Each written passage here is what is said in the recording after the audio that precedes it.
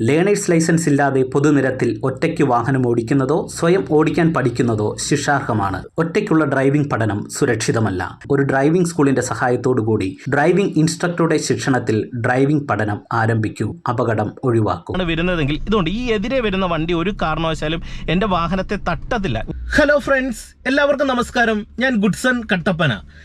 നിങ്ങൾ ഒരു വാഹനം ഒരു വീതി കുറഞ്ഞ വില്ലേജ് റോഡിലൂടെ ഡ്രൈവ് ചെയ്തു പോകുന്നു.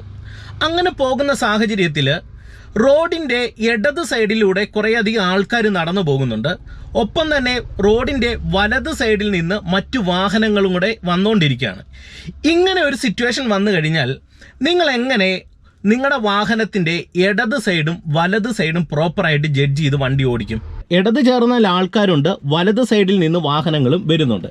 അപ്പോൾ ഇങ്ങനെയുള്ള ഒരു സിറ്റുവേഷനിൽ പ്രോപ്പറായിട്ട് നിങ്ങളുടെ ഇടത് വലത് ജഡ്ജ്മെൻറ്റ്, അതായത് വാഹനത്തിൻ്റെ ഫ്രണ്ട് ഇടത് വലത് ജഡ്ജ്മെൻറ്റ് എങ്ങനെ കൃത്യമായിട്ട് ചെയ്ത് ഒരു വാഹനം സേഫായിട്ട് ഓടിക്കണമെന്നുള്ളതാണ് ഇന്നത്തെ വീഡിയോയിൽ നിങ്ങളെ ഞാൻ ഡ്രൈവ് ചെയ്ത് കാണിച്ചു തരുന്നത്. വീഡിയോ ഇഷ്ടമായെങ്കിൽ ചാനൽ ഒന്ന് സബ്സ്ക്രൈബ് ചെയ്യുക, വീഡിയോ കൂട്ടുകാർക്ക് ഷെയർ ചെയ്യുക, നിങ്ങളുടെ വിലപ്പെട്ട നിർദ്ദേശങ്ങൾ കമൻറ്റ് ബോക്സിൽ എഴുതിയിടുക. ഒരു ഡ്രൈവർ ഡ്രൈവിങ്ങിൽ വളരെ നിർബന്ധമായിട്ടും പഠിച്ചിരിക്കേണ്ട ഡ്രൈവിങ്ങിലെ അടിസ്ഥാന കാര്യമാണ് നമ്മൾ ഡ്രൈവിംഗ് സീറ്റിൽ ഇരുന്നു കൊണ്ട് നമ്മുടെ വാഹനത്തിൻ്റെ ഇടത് സൈഡും അതുപോലെ തന്നെ നമ്മുടെ വാഹനത്തിൻ്റെ വലത് സൈഡും നമുക്ക് പൂർണ്ണമായിട്ട് മനസ്സിലാക്കി എടുക്കുക എന്നുള്ളത്.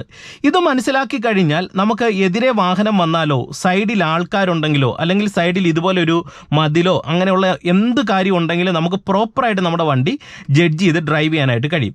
നിങ്ങൾക്ക് ഈ ഒരു ബുദ്ധിമുട്ട് ഏറ്റവും അധികം ഉണ്ടാകാൻ സാധ്യതയുള്ളത് ഇത്തരത്തിലുള്ള വില്ലേജ് റോഡിലും അതുപോലെ തന്നെ ഉണ്ടാകാൻ സാധ്യതയുള്ളത് ഇതിലും വീതി കുറഞ്ഞ നമുക്ക് റോഡുകളുണ്ടല്ലോ ഉള്ളിലേക്ക്, അതായത് ഉള്ള ചെറിയ വില്ലേജ് റോഡുകൾ. അപ്പം ഫസ്റ്റ് ഗിയർ കൊടുത്ത് ഹാഫ് ക്ലച്ചിൻ്റെ പോയിന്റിൽ വന്ന് ഞാൻ ഇവിടെ വാഹനം എടുക്കുന്നു. ദേ വണ്ടിക്ക് മൂവ്മെൻറ്റ്സ് നൽകുന്നു, ക്ലച്ച് പിടിക്കുന്നു, ദേ സെക്കൻഡ് ഗിയറിലേക്ക് കൊടുക്കുന്നു. ഓക്കെ, വീണ്ടും വണ്ടിക്ക് സ്പീഡാക്കുന്നു, തേർഡിലേക്ക് ഇടുന്നു. ഇങ്ങനെ ഞാൻ വാഹനം ഓടിച്ചു വരികയാണ്. ഇങ്ങനെ ഓടിച്ചു വരുന്ന സമയത്ത് നമ്മൾ എതിരെ ഒരു വണ്ടി വരുന്ന സമയത്ത് ആദ്യം ചെയ്യേണ്ടതെന്ന് പറയുന്നത് നമ്മുടെ വാഹനം പരമാവധി റോഡിൻ്റെ ലെഫ്റ്റ് സൈഡിലേക്ക് ചേർക്കുക എന്നുള്ളൊരു കാര്യമാണ് നിങ്ങൾ ഡ്രൈവിങ്ങിൽ ചെയ്യേണ്ടത്. ഇപ്പം ഞാനിങ്ങനെ തേർഡ് ഗിയർ വരികയാണ്, അതായത് റോഡിൻ്റെ എൻഡിലേക്ക് നമ്മുടെ വാഹനം ചേർക്കുക. റോഡിൻ്റെ എൻഡ് എന്ന് പറയുന്നത് എന്താണ്? ഈ ടാറിങ്ങിനോട് ചേർന്ന് വരുന്ന ഏരിയയാണ് റോഡിൻ്റെ എൻഡ് എന്ന് പറയുന്നത്. ഇപ്പം ഞാനിതുണ്ടോ പ്രോപ്പറായിട്ട് ഈ റോഡിൻ്റെ എൻഡ് ചേർന്നാണ് എൻ്റെ വാഹനം പോകുന്നത്. അതെനിക്ക് ഡ്രൈവിംഗ് സീറ്റിൽ നിന്ന് മനസ്സിലാക്കാനായിട്ട് കഴിയുന്നുണ്ട്. അപ്പോൾ ഇങ്ങനെ വരുന്ന സമയത്ത് ഇവിടെ ഒരു പോസ്റ്റ് ഉണ്ടെങ്കിൽ കണ്ടോ, ഞാൻ കുറച്ച് റൈറ്റ് സൈഡിലേക്ക് മാറ്റി വീണ്ടും എൻ്റെ വാഹനം ഇതുകൊണ്ട് ഈ റോഡിൻ്റെ എൻഡിലേക്ക് ഞാൻ ചേർക്കുകയാണ്. നിങ്ങൾ നോക്കുക, പരമാവധി പ്രോപ്പറായിട്ട് ഈ റോഡിൻ്റെ എൻഡിലാണ് എൻ്റെ വാഹനം നിൽക്കുന്നത്. അപ്പോൾ അത് എനിക്ക് എങ്ങനെയാണത് കറക്റ്റായിട്ട് മനസ്സിലാക്കി എടുക്കാൻ കഴിയുന്നതെന്ന് ചോദിച്ചാൽ, ഇപ്പോൾ എതിരെ ഒരു വാഹനം വരുന്നുണ്ട്. എതിരെ വാഹനം വരുന്ന സാഹചര്യത്തിൽ ഞാൻ ഇങ്ങനെയാണ് വരുന്നതെങ്കിൽ ഇതുകൊണ്ട് ഈ എതിരെ വരുന്ന വണ്ടി ഒരു കാരണവശാലും എൻ്റെ വാഹനത്തെ തട്ടത്തില്ല. ഞാൻ നല്ല രീതിയിൽ ഒതുങ്ങിയാണ് നിൽക്കുന്നത്. അപ്പോൾ അതിന് നിങ്ങൾ മനസ്സിലാക്കേണ്ടത് ഇത്രയേ ഉള്ളൂ. നിങ്ങൾ ഈ സ്റ്റിയറിംഗ് വീലിൻ്റെ ഈ ഏരിയ നോക്കുക. ഈ ഏരിയയും അതുപോലെ തന്നെ ആ റോഡിൻ്റെ ലെഫ്റ്റ് ലൈൻ വന്നേക്കുന്ന എൻഡ് ഭാഗവും നോക്കുക. അത് ഏകദേശം വന്നേക്കുന്നത് കൊണ്ട് ഈ ഒരു സ്റ്റിയറിങ്ങിൻ്റെ ലെവൽ വെച്ചിട്ടാണ് ആ ഒരു ഭാഗം വന്നേക്കുന്നത്. അപ്പം നമ്മൾ ജഡ്ജ് ചെയ്യുന്ന സമയത്ത് നമ്മുടെ വണ്ടി പരമാവധി ലെഫ്റ്റിലേക്ക് ഒതുക്കേണ്ട ഒരു സിറ്റുവേഷൻ ഉണ്ട്. ഇപ്പോൾ ലെഫ്റ്റ് സൈഡിൽ മറ്റൊരു തരത്തിലുള്ള ഒബ്ജക്റ്റും ഇല്ല, ആളും ഇല്ല, നമ്മുടെ വണ്ടി പരമാവധി ലെഫ്റ്റിലേക്ക് ഒതുക്കണമെന്നുണ്ടെങ്കിൽ ഇങ്ങനെ നിങ്ങൾ ജഡ്ജ് ചെയ്ത് കഴിഞ്ഞാൽ ഒരു കാരണവശാലും നിങ്ങളുടെ വണ്ടി ഇടത് സൈഡിൽ നമുക്ക് പ്രോപ്പറായിട്ട് ചേർത്ത് ഡ്രൈവ് ചെയ്യാനായിട്ട് കഴിയും. ഇപ്പം അതിനൊരു ഉദാഹരണം ഞാൻ പറയാം. ഇപ്പം എൻ്റെ വാഹനം ഇതുകൊണ്ട് ഞാൻ ഈ റോഡിൻ്റെ പരമാവധി ലെഫ്റ്റ് സൈഡ് ചേർന്നാണ് നിൽക്കുന്നത്. ആ ലൈൻസ് വെച്ച് നിങ്ങൾക്ക് നോക്കി അത് കറക്റ്റായിട്ട് മനസ്സിലാക്കി എടുക്കാൻ കഴിയും. ഇതുണ്ടോ ഈ ലൈൻസും ആ റോഡിൻ്റെ എൻഡും ഇതുകൊണ്ട് ഏകദേശം ഒരേ ലെവലിലാണ് നിൽക്കുന്നത്. ഇങ്ങനെ ഞാൻ വണ്ടി ഓടിച്ചു പോകുന്നു. ഇപ്പോൾ ഇവിടെ റൈറ്റ് സൈഡിലും വണ്ടി കിടപ്പുണ്ട്.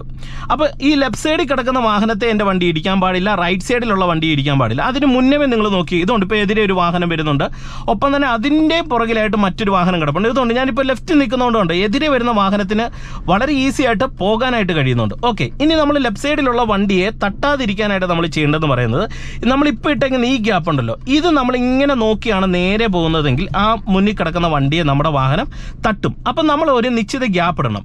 അപ്പോൾ ഇടേണ്ട ഗ്യാപ്പ് എന്ന് പറയുന്നത് ഈ ലൈൻസ് വെച്ച് നമ്മൾ നോക്കുന്നതിനെ കുറച്ചും കൂടെ മാറ്റി പിടിക്കുക എന്ന് പറഞ്ഞാൽ നമ്മൾ ഏകദേശം ഇതുണ്ട് ഡാഷ്ബോർഡിൻ്റെ ഈ ഒരു ഏരിയ വെച്ച് ലൈൻസ് നമ്മൾ ആ റോഡിൻ്റെ ലെഫ്റ്റ് നോക്കും. ഇപ്പോൾ ഉദാഹരണം പറയാൻ ഞാൻ ഇതുണ്ട് കുറച്ച് ഇങ്ങോട്ട് റൈറ്റ് സൈഡിലേക്ക് മാറ്റിയിട്ട് ഏകദേശം ഇതുണ്ട് ആ ഒരു ലൈനിൻ്റെ അളവിലേക്ക് എൻ്റെ വാഹനം മാറ്റാണ്. ഇതുകൊണ്ട് ഈ ഒരു അളവിലേക്ക് ഞാൻ മാറ്റിക്കഴിഞ്ഞാൽ ഇതുകൊണ്ട് ഇടത് സൈഡിലുള്ള വണ്ടിയെ തട്ടത്തില്ല. നമ്മളൊരു നിശ്ചിത ഗ്യാപ്പായി. കാരണം ഈ അളവിടാൻ പറയുന്നത് നമ്മുടെ ലെഫ്റ്റ് മിററും ഇടത് സൈഡിലുള്ള വണ്ടിയെ തട്ടാൻ പാടില്ല.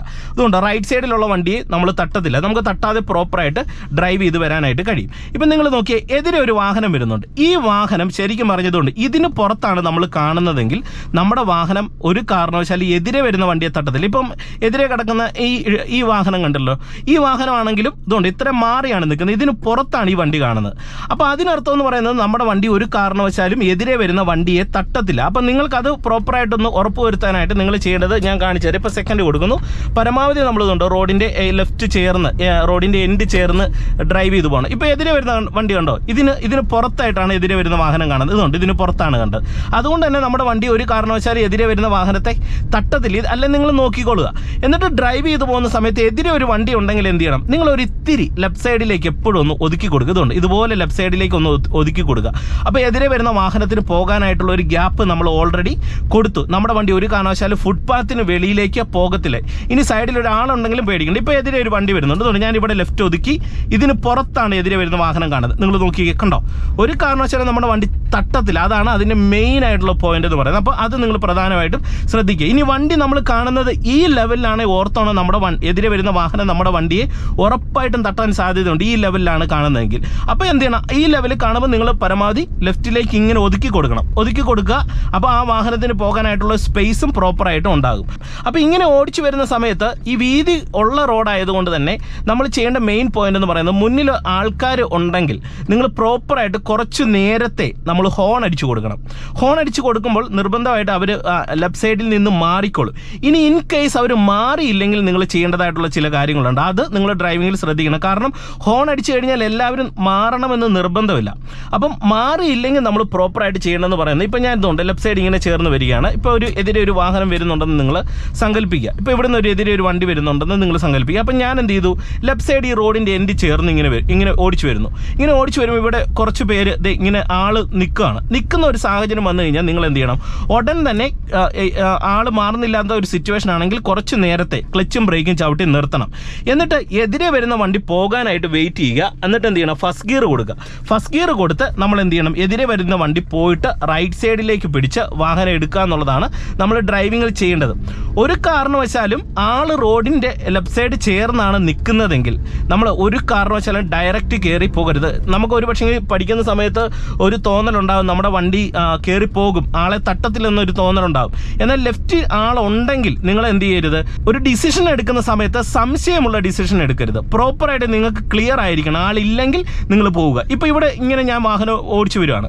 വണ്ടി ഓടിച്ചു വരുന്ന സമയത്ത് ഇതുണ്ട്, ഇപ്പോൾ എതിരെ ഇവിടെ ഒരു വാഹനം കിടപ്പുണ്ട്. അപ്പം നമ്മുടെ വണ്ടി പ്രോപ്പറായിട്ട് ലെഫ്റ്റ് സൈഡ് ചേർന്നാണ് വരുന്നതെങ്കിൽ, കണ്ടില്ലേ ഇതുപോലെ ലെഫ്റ്റ് സൈഡ് ചേർന്നാണ് വരുന്നതെങ്കിൽ നമ്മളൊന്നും പേടിക്കേണ്ടതായിട്ടുള്ള കാര്യമില്ല. അപ്പം നിങ്ങൾ അത് പ്രോപ്പറായിട്ട് ജഡ്ജ് ചെയ്ത് ഡ്രൈവ് ചെയ്യാനായിട്ട് ശ്രമിക്കുക. അപ്പോൾ ഈ മെത്തേഡ് നിങ്ങൾ പ്രോപ്പറായിട്ട് ജഡ്ജ് ചെയ്ത് ഡ്രൈവ് ചെയ്യുക. പ്രത്യേകിച്ച് എതിരെ ആൾക്കാർ നിപ്പുണ്ടെങ്കിൽ, ആൾക്കാർ മാറുന്നില്ലെങ്കിൽ നിങ്ങൾ വാഹനം നിർബന്ധമായിട്ട് നിങ്ങൾ നിർത്തിക്കൊടുത്ത് സൈഡ് ഒതുക്കി നിർത്തി കൊടുക്കുക.